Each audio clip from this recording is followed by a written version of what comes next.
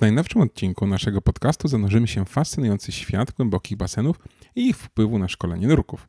Czy są one również skuteczne jak wody otwarte? Czy warto podjąć wyzwania nurkowe w takim środowisku? Przyjrzymy się szczegółom szkolenia w głębokim basenie na podstawie doświadczeń zgromadzonych w ośrodku Deep Spot od czasu jego otwarcia w 2020 roku. Przygotuj się na ciekawą debatę na temat zalet i wad szkolenia w głębokim basenie. Czy taka forma nauki może być odpowiednia dla każdego nurka, czy może bardziej nadaje się dla zaawansowanych? Już za chwilę Michał Kosut opowie na ten temat. Podcast z podwody. Rozmowy o nurkowaniu, sprzęcie i eventach nurkowych. Kieruj się pod wodę. Cześć Michał. Cześć Kamil. Dzisiejszy temat, który mi się bardzo spodobał, bo słyszałem Ciebie na konferencji Baltic Tech, to było o szkoleniu nurkowym w głębokich basenach. Prezentacja mi się bardzo spodobała i chciałbym o tym porozmawiać, bo nie każdy był na tej konferencji, nawet jak był, to być może nie był na Twoim wykładzie, ale dla mnie to było coś super wiedza, która została tam przekazana. No i chciałbym zacząć od początku, tak jak było właśnie w prezentacji. Ile tego typu obiektów jak Deep Spot znajduje się na świecie, o których pewnie nie wiemy, a gdzieś tam może w telewizji, nie, na Discovery Channel słyszeliśmy. To kontrowersyjny temat w ogóle. Jak może pamiętasz, w zeszłym roku, bo to było dokładnie rok temu, cały nurkowy internet w Polsce tym żył. Tak. Więc można być w rocznicę o tym gadamy. Myślę, że trochę opadły emocje i można pogadać bardziej o kwestii merytorycznej. Ja bardzo się cieszę i bardzo dziękowałem za to Tomkowi Stachurze i całej ekipie Baltic Techa, że pozwolili z takim kontrowersyjnym tematem wystąpić, bo oczywiście mam na ten temat jakieś zdanie i też reprezentuję, nie jestem do końca obiektywny, bo reprezentuję ten obiekt, ale wydaje mi się, że patrzę na to jednak z perspektywy tych 20 paru lat doświadczeń instruktorskich, też pracy w organizacji nurkowej, która pozwoliła mi spojrzeć dużo szerzej na aspekt edukacji. I to dlatego powstała ta prezentacja, bo my bardzo często na pewne tematy wyrażamy pewne opinie, często to są opinie innych, takich influencerów branży nurkowej. Wielu instruktorów jest takimi influencerami, a rzadko kiedy jest rozmowa o twardych faktach. Tak, więc zacznijmy od tego rysu historycznego. Tak jest. Widzisz, ja mam problem z odpowiadaniem na pytanie czasem wprost. W każdym razie takich obiektów w tym momencie jest dostępnych do komercyjnego nurkowania, czyli przychodzę, kupuję bilet, nurkuję rekreacyjnie, kilka na świecie. Mówimy tutaj najbliżej od nas, to jest Padwa Y40, czyli obiekt, który ma 42 metry, ma połowę wody w stosunku do nas. Otworzył się, ja tu będę posiłkował się notatkami, w 2014 roku. Mówię o tych latach też otwarcia, bo to nie jest nowa koncepcja. No właśnie. Tak, to nie jest nowa koncepcja. My pewne rzeczy potrafimy czasem odkryć, czy internet potrafi odkryć rzeczy, które już wiele lat funkcjonują. W każdym razie 2014, a tak naprawdę pierwszy taki obiekt to jest 2004, Bruksela. I to jest Nemo 33, czyli 34 metry tak naprawdę głębokości. 1,5 miliona litrów wody, czyli taki basen olimpijski. Tylko, że w pionie. Tylko trochę tak, bardziej w pionie, taka tuba, ale już jakby znowu ta koncepcja od 2004 roku gdzieś tam funkcjonuje. W tym momencie największy taki obiekt to Dubaj i w Dubaju jest 60 metrów, 14 milionów litrów wody. Dubaj otworzył się po Deep Spocie, zabrał nam rekord Guinnessa. W tym momencie nie szykuje się, żeby otworzyło się coś głębszego, ale na pewno kilka jeszcze takich basenów powstanie, bo po nas oprócz Dubaju otworzył się chociażby w Korei basen, który ma 36 metrów. Tak, więc znowu z jednej strony głębokość, ale z drugiej strony jakby wielkość, ten wolumen wody to jest ważny czynnik. I tutaj ta koncepcja ćwiczenia czegoś w basenie, to tak naprawdę wzięliśmy ją z NASA. Największy taki basen, który liczy 21 milionów litrów. Jest płytki, tak? Czyli to są takie powyżej 2 deep spotów nalane do jednej niecki. Jest płytki, ma 12 metrów głębokości w stosunku do 45, które są tutaj. No to NASA przygotowuje kosmonautów w basenie, tak? Oni ćwiczą podstawowe umiejętności związane ze spacerami w przestrzeni kosmicznej oraz naprawami stacji kosmicznej właśnie w tym basenie. Więc idea ćwiczenia czegoś w basenie niekoniecznie pochodzi z branży nurkowej. Ale jest to technologia kosmiczna. Tak, zaczęła się taki komercyjny, pierwszy taki obiekt, to jest właśnie Nemo, 2004 rok, Bruksela. No właśnie, czyli skoro można w basenach szkolić astronautów, kosmonautów, to czy można w takim razie szkolić nurków? I tutaj znowu nie ma prostej odpowiedzi. Znaczy wprost odpowiedź jest tak. Tylko debata, która trwa w branży nurkowej, to do jakiego poziomu, czyli czy można tu robić całe kursy nurkowe, a jeżeli to jakie kursy nurkowe? Bo jeżeli patrzymy jakby na kwestię związaną ze szkoleniem nurkowym, to ono najczęściej każdy poziom szkolenia podzielony jest na 3 etapy. Teoria, zajęcia basenowe oraz nurkowania w wodzie otwartej. I teraz o teorii tutaj nie rozmawiamy, zajęcia basenowe. No to wiadomo, że w takim obiekcie jak tu można. Co jest istotne, to większość organizacji mówi, że maksymalna głębokość zajęć basenowych to jest 5 bądź 6 metrów. Więc tutaj na przykład w Deep Spocie, jeżeli robimy zajęcia basenowe z tego segmentu, to nie powinniśmy iść głębiej. Okay? No i teraz następny aspekt to są wody otwarte. I to jest ta największa część debaty, jaka część nurkowań na wodach otwartych może być zrobiona w tego typu sztucznym obiekcie. Tak? No bo też warto wziąć pod uwagę, jak nurkujemy na koparkach, to są sztuczne. Też jest sztuczny obiekt, tak? Ale jednak traktowany jako naturalny. Co czyni go naturalnym? Czy to, że nie ma dachu, drzewa w okolicy? Czy to, że drzewa, czy to, że jest muł, czy to, że jest widoczność? Więc to jest Więc jakby wróćmy do takich definicji, jak organizacje mówią o wodach otwartych. I ja tutaj przytoczę jakby 2 przykłady. PADI, jeżeli chodzi o wody otwarte, to mówi, że jest to akwen znacznie większy niż basen. Okay. Wiemy już, to robiliśmy podcast na ten temat, że na przykład Deep Spot jest 20 parę razy większy niż taki zwykły basen. Jest 6 razy większy niż największy basen, jaki funkcjonuje. Tak? Więc znacznie większy niż basen, gdzie panują warunki typowe dla naturalnych zbiorników wodnych, z których korzystają nurkowie. Co to są warunki typowe? To o tym zaraz sobie pogadamy. Bo na przykład w Polsce pewnie to warunki typowe to będzie jednak ograniczona widoczność, i zimno, niższa temperatura oraz jakiś tam osad na dnie. Tak? To będą warunki typowe w Polsce. Ale jeżeli byśmy wzięli Malediwy, albo Egipt, albo Filipiny, to nagle się okazuje, że te typowe warunki są zupełnie inne. Tak? Powiedziałem, jak PADI definiuje, skorzystajmy z drugiej organizacji nurkowej, czyli z SSI-u, zbiornik wodny znajdujący się na zewnątrz o głębokości przekraczającej 5 metrów, w którym można pływać i nurkować.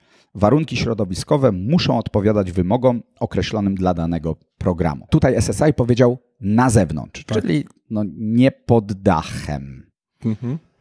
Tak, to wiesz, tak, pod dachem, no to znowu Cenoty na przykład niech będą takim przykładem. Są na zewnątrz, czy chodzi tu o dach, czy nie. A kopalnie?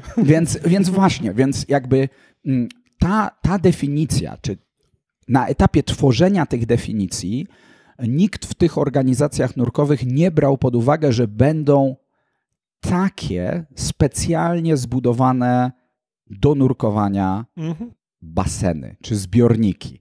Tak? Z jednej strony uciekam trochę od słowa basen, bo jak myślę basen, czy większość ludzi to myśli o takim malutkim baseniku, natomiast tutaj mówimy o dużym zbiorniku. Organizacje na tym etapie nie brały tego pod uwagę.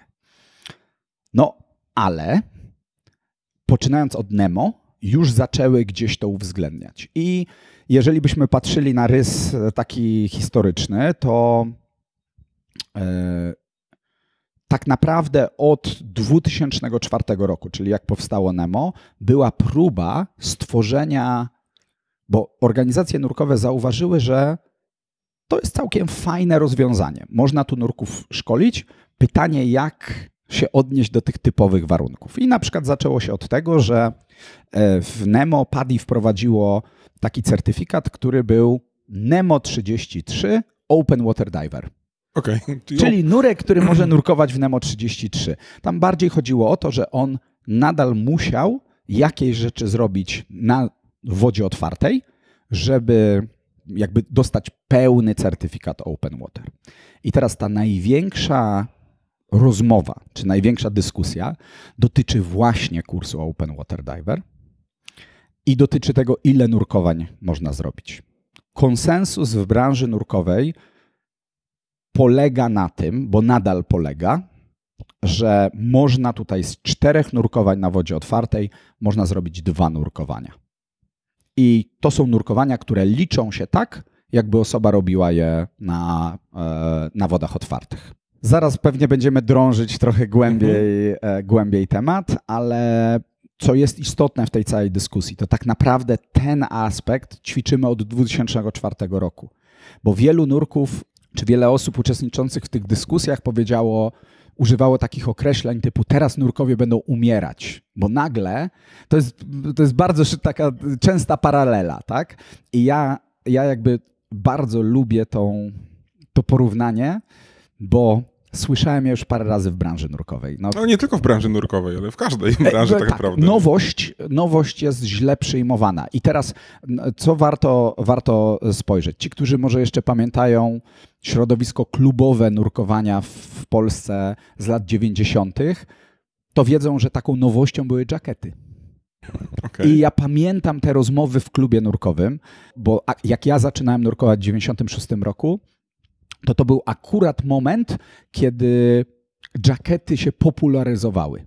Tak, to był ten moment, kiedy nagle przerzucaliśmy się tylko z noszaków, ewentualnie były te deski klozetowe, czyli homonta, które już grały taką rolę jak jackety, ale przede wszystkim miały służyć na powierzchni wody. I pamiętam te rozmowy, gdzie było, to teraz ludzie masowo będą ginąć. No tak. Tak? Potem tą rozmowę pamiętam też około 98 roku w Polsce zaczął pojawiać się Nitrox i też były te rozmowy. Nurkowie będą masowo ginąć. Tak, truć się, zatrucie tlenowe, w ogóle śmiertelność będzie ogromna. Potem lata 2000 wprowadzenie komputerów nurkowych i rezygnacja z nauki tabel na kursach nurkowych na rzecz komputerów. Znowu, ludzie masowo będą ginąć. I ten scenariusz się nie sprawdził. Tak? To nie jest dobry argument, jest to nowość i generalnie środowisko niezbyt dobrze podchodzi do różnego rodzaju nowości, no ale to naturalny jest rozwój. Ja nie mówię, że zawsze ten rozwój idzie w dobrą stronę, ale ewidentnie te doświadczenia, które już mamy od 2004 roku, pokazują, że baseny się wpisują w to szkolenie nurkowe. Czyli to jest naprawdę 19 lat doświadczenia tak. w tej branży. To w takim razie, skoro można przeprowadzać takie szkolenia, bo w szkoleniu są pewne aspekty ważne. Czas trwania szkolenia i powtarzalność umiejętności. I z tego, co ja rozumiem i mi się wydaje, to w takich obiektach jest to dostępne, że tak powiem, od ręki. Nie walczymy, nie wiem, z wizurą, z zimnym otoczeniem, dziwnym otoczeniem, tylko możemy się skupić na kształceniu właśnie umiejętności. Tutaj jakby wspomniałeś o 2 ważnych czynnikach. Tak? Pierwszy to jest czas i o nim za chwilę. Natomiast jakby wspomniałeś o tej progresji związanej z uczeniem się nowej umiejętności. I każdy jest w stanie to odnieść, chociażby, nie wiem, kurs prawa jazdy. Nie przez przypadek zaczyna się na placu manewrowym. W szkoleniu nurkowym większość szkoleń zaczyna się na basenie, bo jest to idealne środowisko, gdzie nic innego nas nie rozprasza. Tak, nie przeszkadza nam. Tak? Pytanie jest, czy można tak zasymulować to środowisko, żeby wydać komuś certyfikat po nurkowaniu w takim miejscu, równoważny do tego, który miałby w w innym. Więc jakby ten aspekt polegający na tym, że zaczynamy od bez rozpraszania jest bardzo istotny, ale tu rozmowa jest bardziej o tym, co ma być na koniec. Tak, więc ja pamiętam, że kartę rowerową zdawałem nie w ruchu ulicznym, tylko w symulatorze ruchu ulicznego. No i nagle się okazuje, że tysiące ludzi bezpiecznie potem w ten ruch wyjeżdżało. Tak. Ale odwołując się do jakby stricte do szkolenia nurkowego, to my już chociażby możemy też powiedzieć, że ci nurkowie, którzy wychodzą z takich obiektów jak to, oni nie mają masowo wypadków. Tak, więc znowu tu bardzo dużo zależy od samego nurka, bo te laboratoryjne warunki, które często są zarzucane takim miejscom, że są idealne warunki, no to jeżeli pomyślimy sobie o rafie w Egipcie, czy wielu miejscach na Malediwach, to tam też są idealne warunki i nieporównywalne do tej hańczy, którą gdzieś tam wspominaliśmy w jednym Hańczy, honoratki, koparek. No. I to tak naprawdę zależy od nurka, tak? My jakby, wydaje mi się, jako instruktorzy też nurkowania, bo ja nadal czuję się częścią tego grona, sam staram się regularnie szkolić. Czasem myślimy, że ci ludzie, których szkolimy, oni nie mają rozumu, ale bardziej takiego rozsądku w tym, co robią. No i teraz, jeżeli ja zostałem przeszkolony w bardzo dobrych warunkach i idę teraz do innych warunków, no to potrzebuję tego, żeby się w te warunki wprowadzić, tak? I to mówię jakby niezależną rozmowę od tego, czy to było szkolenie przeprowadzane w takich warunkach, czy ono było na Malediwach, czy ono było w Egipcie, czy ono było na Filipinach. Zanim wejdę do polskiego jeziora w dużo grubszej piance z małą widocznością, to pewnie w jakiś sposób powinienem się z tymi warunkami oswoić, tak? Więc to jest w miarę istotne, ale na etapie szkolenia nurkowego na pewno bardzo wygodne jest to, żeby mieć środowisko, które nie rozprasza. I wspomniałeś o drugiej rzeczy, czyli o tym czasie. Czas. Bo tak naprawdę dla szkolenia nurkowego najważniejszy jest czas w wodzie. I teraz jeżeli sobie pomyślimy o tym, że dam to na przykładzie Deep Spotu. Prowadzimy szkolenie w zakresie Open Water Diver. W tym momencie od razu powiem, nie można całego kursu certyfikować w Deep Spocie. Był taki moment, natomiast teraz to parę miesięcy temu się zmieniło. Nie ma, jakby organizacje nie pozwalają na to, żeby robić tutaj cały kurs. Ale załóżmy, że nurek robi jakiś tam zakres dopuszczalny przez organizację nurkową tutaj i teraz jeżeli byśmy popatrzyli nawet na to nurkowanie 1 i 2, przeciętne nurkowanie w polskim jeziorze to jest pewnie okolica 20-30 minut dla kursanta. Wiąże się to z jego termiką. Oczywiście niektórzy wezmą na dłużej, ale rzadko kiedy są to nurkowania, które trwałyby godzinę, no tak. 60 minut. Natomiast i teraz sobie popatrzmy na ten prosty współczynnik, tak? Taki kursant był pod wodą, czyli stosował tą wiedzę i umiejętności przez 20-30 minut pomnożone razy 2, więc powiedzmy przez godzinę. Tak? Najbardziej taki optymistyczny scenariusz. To teraz porównajmy to do tego, że to samo robił w Deep Spocie przez 2 godziny. Bo każde to nurkowanie to było 50-60 minut. No i to jest czynnik, który ma bardzo duże znaczenie, bo ten czas w wodzie to jest troszeczkę tak jak z herbatą Lipton. Jeżeli my herbatę Lipton włożymy tylko na chwilę do wody, no to ta herbata będzie miała kolor. Będzie miała kolor, ale no nie będzie będzie słaba po prostu. I tak samo jest z nurkami. Im dłużej my ich trzymamy pod wodą, no tym lepsi, im więcej powtórzeń, tym lepsi oni będą. To jest zupełnie naturalne. A co nam to zapewnia? No to czas i komfort. No jak kursant na przykład już się trzęsie z zimna, to jego możliwości poznawcze... Czy on cię w ogóle nie uczy, on walczy o życie. Walczy o życie, tak. Uczy się, znowu weryfikuje się w tych warunkach. Tak. Ja jakby przez lata szkoliłem w tych warunkach, które mamy tutaj w Polsce. Miałem też okazję szkolenia za granicą w przejrzystej, ciepłej wodzie. I to nie jest tak, że jeden nurek jest lepszy od drugiego. Na pewno to, co na przykład przez wiele lat było bolączką szkolenia nurków w Polsce, to było to, że oni byli trochę słabsi z pływalności niż ci szkoleni gdzieś za granicą. A wiązało się to właśnie z tym, że oni po pierwsze nurkowali w środowisku, gdzie trudniej było tą pływalność opanować, bo twój punkt odniesienia był bardzo blisko ciebie, mała widoczność, trzymałeś się blisko dna. Trudno było tak naprawdę sobie fajnie zbudować tą pływalność na kursie. A druga rzecz to było to, że ten czas trwania był mniejszy. I nagle porównując to z nurkiem, który był szkolony w Egipcie, czy takim nurkiem, który właśnie te segmenty robi w takim miejscu jak Deep Spot, można się dużo bardziej na tym elemencie skupić i ta pływalność może się okazać lepsza. Tak? I to znowu mówię, nie mówię, że zawsze tak będzie, to bardzo dużo zależy od instruktora, gdzie on poświęci, ale ten czas w wodzie fizyczny, on gra bardzo dużą rolę. Zdecydowanie. W takim razie, czy forma nauki w Deep Spocie i podobnych tego typu obiektach jest dla każdego nurka, czy tylko dla początkującego, a może tylko dla zaawansowanego już technicznego nurka? To ja powiem jakby o dyskusji, która się odbyła teraz przy okazji dyskutowania, wprowadzania jednego standardu dla branży nurkowej, bo standard głębokich basenów, można powiedzieć, każda organizacja wprowadzała jako swój, natomiast teraz organizacje próbują wypracować wspólny standard. No i w tym momencie jesteśmy na etapie projektu, który jest już gotowy, jeżeli chodzi o właśnie tego typu obiekty. I ta dyskusja w branży nurkowej dużo bardziej dotyczyła nurka Open Water Diver niż kontynuacji edukacji. Dlaczego? No bo jeżeli ktoś już nurkował na wodach otwartych, to nikt nie ma wątpliwości, że on już zna te warunki zewnętrzne, więc tak naprawdę tą kontynuację edukacji bez problemu, nawet całą, organizacje zgadzają się, żeby robić tutaj.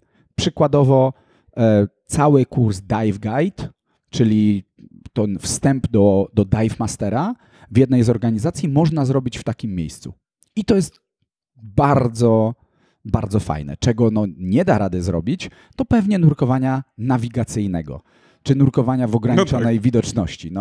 Czy dopóki nie postawimy tu łodzi, nie można tu zrobić nurkowania z łodzi, tak? I pod lodem. Czy podlodowego, tak? Nie schłodzimy aż tak. Były propozycje styropianu. Styropianu, tak, ale jakby nie, właśnie nie, tak?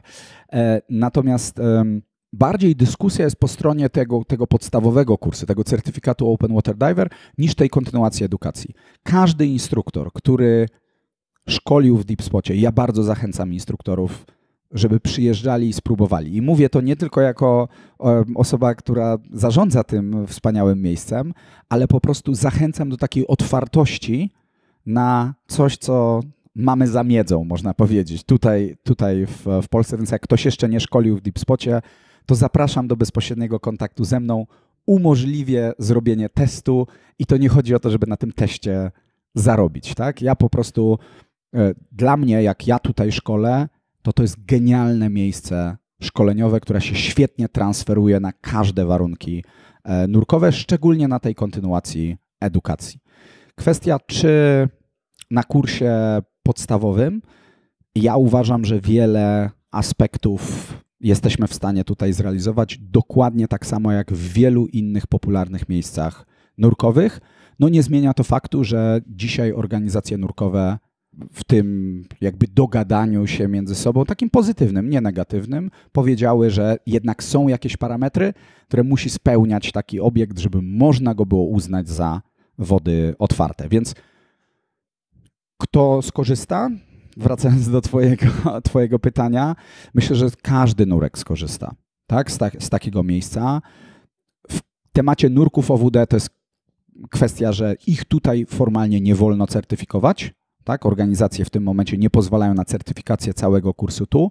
Z kontynuacją edukacji jest to dużo mniejszy problem, ale znowu są też pewne ograniczenia. Tak? Bo jeżeli na przykład powiemy o stopniach technicznych, to też są wprowadzone pewne ograniczenia, żeby całego kursu technicznego nie odbyć w Deep Spocie. Natomiast na pewno wiele elementów szkolenia, czy bym powiedział większość elementów szkolenia można tutaj przeprowadzić. I powiedz mi, takie szkolenie na tym poziomie OWD, mówisz, że chyba 2 z 4 nurkowań można tu przeprowadzić. To pozostałe 2 są realizowane już po prostu na wodach otwartych. Tak, to jest jakby ten element, gdzie znowu jest ten konsensus w branży, że większość organizacji dokładnie pozwala na zrobienie czegoś takiego, czyli nurkowanie 1 i 2, bądź certyfikacja na poziomie scuba diver, czyli takiego niesamodzielnego nurka, można zrobić tutaj w deep spocie.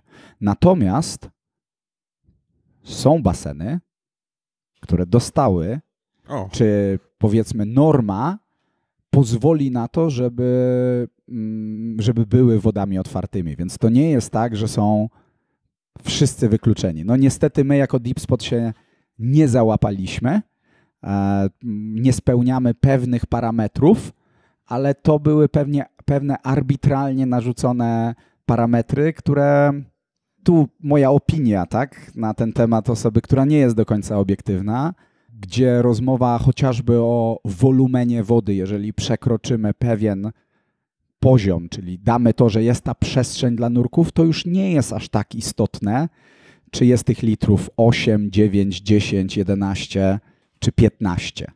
Tak?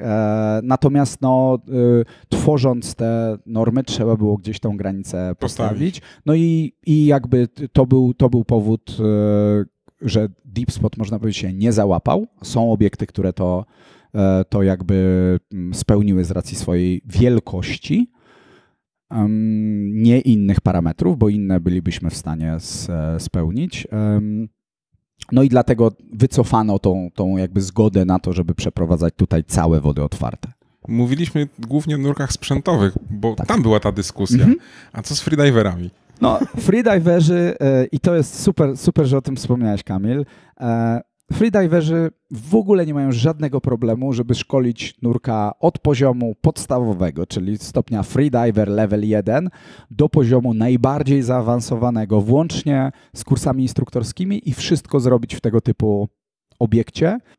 I to się dzieje. I biją jeszcze rekordy świata. I biją rekordy świata i ci nurkowie są równie bezpieczni. Oczywiście pewne elementy wymagają adaptacji, no bo jak pójdziemy do zimniejszej wody, no to nagle jest pianka, tak, to się trochę inaczej zachowa. Pewnie jak tutaj robiłem 20 metrów bez problemu, to w wodzie otwartej nie zacznę od robienia 20 metrów, tylko od zrobienia 5, 10 i potem dokładnie stopniowej progresji, ale w ogóle nie ma tej takiej zażartej dyskusji, czy to się wpisuje, czy to się nie wpisuje, tak? Ja powiem inaczej, no, rozmawiamy o szkoleniach na przykład dla wojska, czy szkolimy wyspecjalizowane służby chociażby w temacie ratownictwa górniczego i oni pełne szkolenia przeprowadzają w tych warunkach. Oczywiście będzie ten moment, kiedy symulacje przeprowadzą sobie w tych ich jakby prawdziwych warunkach, ale mówię, no nie ma lepszego miejsca, żeby te wszystkie elementy z punktu widzenia szkoleniowego przeprowadzić właśnie w takim miejscu, gdzie możemy sobie pozwolić na wielokrotne powtarzanie tych samych elementów. No o tym powtarzaniu rozmawiałem z Michurem na temat uczenia side mounta. Mówi, że powtarzanie, aż załapiesz. Tak i tu Michur świetnym będzie przykładem jako instruktor, który spędza w wodzie z kursantami bardzo dużo czasu. Strasznie dużo. Tak i problemem z racji miejsca, gdzie szkoli w wodzie otwartej i to wielokrotnie jakby była rozmowa na ten temat, było to, że termicznie już kursanci nie wyrabiali. No to jakby i to znowu żadna krytyka niczyich szkoleń, tylko opisanie po prostu czegoś, gdzie instruktor, który jest dodatkowo jakby nauczycielem, więc ma świetną podstawę metodyczną, widzi to, że jakby najważniejsza jest ta kwestia powtarzania i też widać, że tym ograniczeniem jest to, że po prostu termicznie kursanci nie dają rady. Znowu to jakby żadna krytyka tych konkretnych szkoleń, ale jest świetnym przykładem instruktora, który naprawdę chce z ludźmi spędzić maksymalnie dużo czasu w wodzie. Tak? I powtórzyć to ćwiczenie. Tak. Z zamkniętymi oczami i tak dalej, i tak dalej. Tak, więc taki obiekt stwarza pod kątem jakby nawet nie tyle komfortu, co możliwości fizycznych kursanta dużo więcej możliwości w tej dziedzinie. Chociaż w deep spocie tak można zmarznąć, tylko nie tak szybko, nie? Tak, to prawda. To prawda. Moi instruktorzy często mówią, że jeszcze moglibyśmy tak trochę bardziej tą wodę podkręcać, bo jak się wykonuje serię kilku nurkowań w ciągu dnia, czy instruktorzy, którzy przychodzą z zewnątrz, czy nurkowie, mówią, że na początku jest ciepło, a potem... Tak, najbardziej po wyjściu, chociaż po wyjściu w deep spocie na plaży mamy 34 stopnie. I to jest... Ale czuć chłód wtedy. Tak, już czuć chłód, nie? Bo to jakby wydaje się więc ważne jest to, żeby się po prostu wysuszyć i ubrać w coś jeżeli chcemy zaraz wykonywać kolejne nurkowanie. Dokładnie tak. Super, dzięki za rozjaśnienie tego tematu i przybliżenie go. I zapraszamy ludzi do szkolenia się w deep spocie tak naprawdę. Zapraszamy. Ja bardzo wierzę w to, że deep spot jest akceleratorem branży nurkowej i między innymi to, jak świetnie te poszczególne elementy infrastruktury sprzyjają szkoleniu nurkowemu, to że to po prostu czyni nurków lepszymi, a to instruktorzy decydują, jak ma być zbudowane ich szkolenie i na ile chcą wykorzystywać deep spot. Ja jeszcze raz wszystkich zachęcam do tego, żeby po prostu przyjechać tu, spróbować ze swoimi kursantami, mieć opinię nie na bazie tego, co powiedział kolega, tylko na jakichś swoich doświadczeń. Jeżeli ktoś ma finansową wątpliwość, nie wiem, czy to się sprawdzi, czy nie, to zapraszam do kontaktu ze mną, bo naprawdę z punktu widzenia własnego doświadczenia, gdzie jakby poznałem tą koncepcję głębokich basenów, znałem ją wcześniej, ale doświadczyłem jej ze swoimi kursantami po raz pierwszy tutaj w deep spocie.